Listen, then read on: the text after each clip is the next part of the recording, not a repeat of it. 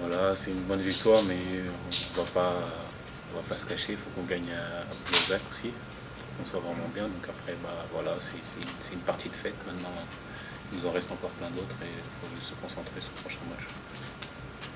Oui, je pense que ce serait au début de l'année, je ne sais pas si on aurait gagné celui-là, mais après, voilà, on commence à avoir de l'expérience de plus en plus. Donc voilà, on a su prendre le match et c'est ça le plus important.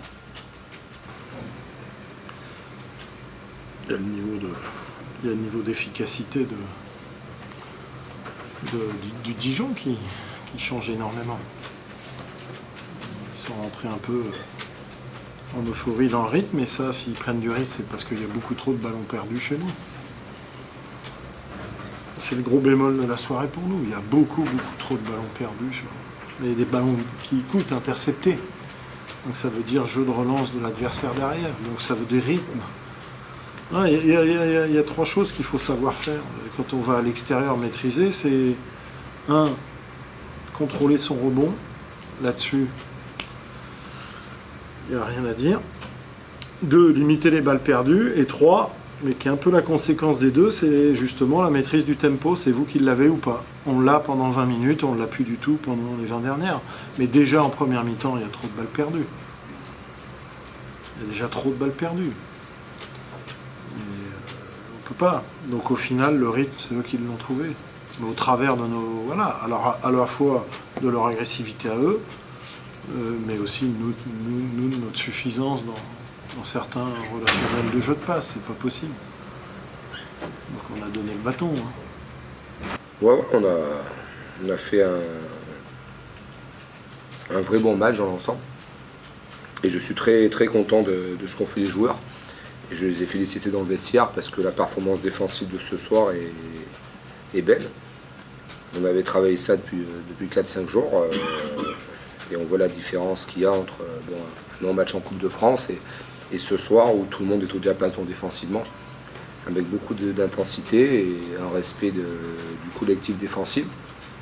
Et on voit qu'on peut laisser une équipe qui joue très bien au basket à 62 points.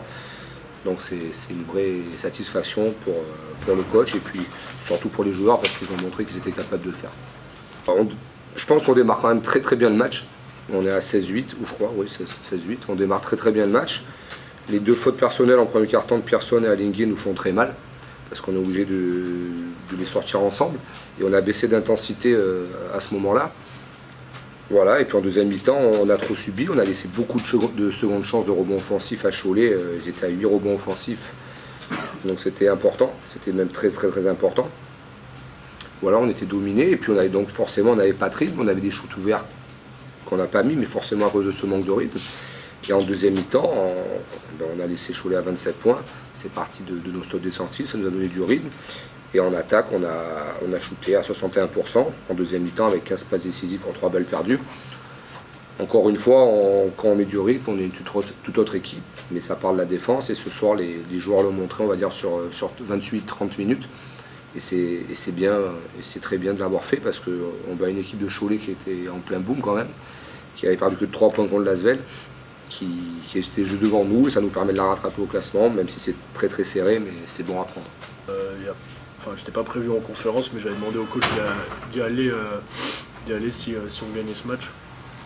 C'est juste, voilà, j'ai envie de parler de notre saison pour l'instant et je pense que ce soir on a fait le boulot comme tout le monde l'attendait et je pense qu'on est aussi dans les clous au niveau du classement. Je pense qu'on nous en demande beaucoup cette année, de par les dirigeants, les supporters. Je veux juste que tout le monde, alors je sais pas si tout le monde verra ces articles ou quoi, mais je veux juste que tout le monde soit conscient qu'on est la 16e masse salariale de la Pro A et qu'on nous demande de faire les playoffs. On est ambitieux, c'est bien. Nous, on veut tous jouer dans des clubs ambitieux, mais il ne faut pas qu'on oublie la réalité des choses. Et malheureusement, le sport, c'est l'argent qui manage beaucoup. Je pense qu'il y a beaucoup de clubs qui aimeraient être à notre place. Je pense à Chalon, je pense à Portez, je pense à l'Asvel qui ne fait pas forcément un début de saison de par leur attente.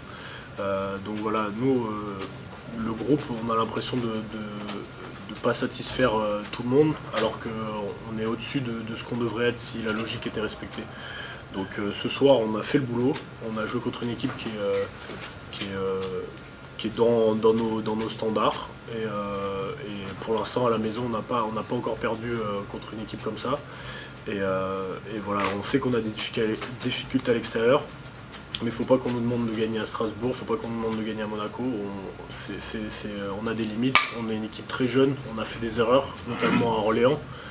Et ça, il n'y a aucune excuse. Mais voilà, moi je voulais juste, pour le groupe, ils ne sont pas au courant, mais je voulais juste pour le groupe, voilà, qu'on essaye d'enlever toute cette négativité qu'on voit et qu'on entend. Parce qu'on ne peut pas nous demander tous les week-ends de gagner les matchs.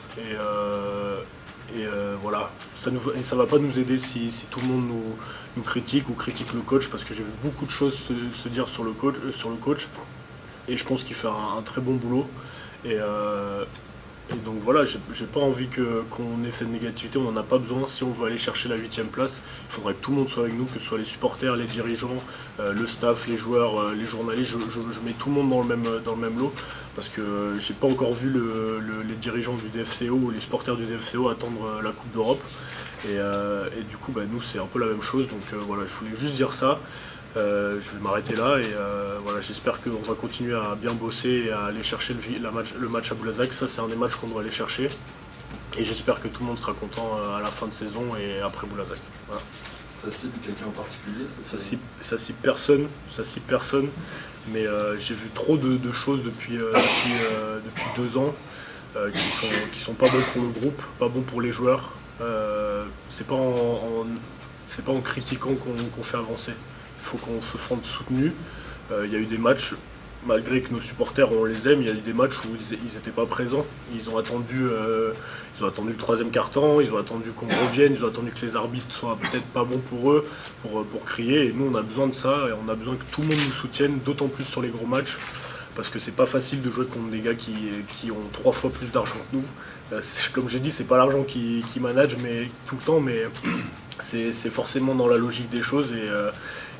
Enfin voilà, donc nous on n'est pas des super-héros. Si on est ici, c'est que voilà, on n'est pas des joueurs Euroleague, on peut pas gagner tous les matchs, et je veux juste que les gens soient conscients. On va se battre pour aller chercher tout ce qu'on peut, mais il faut pas nous en demander trop.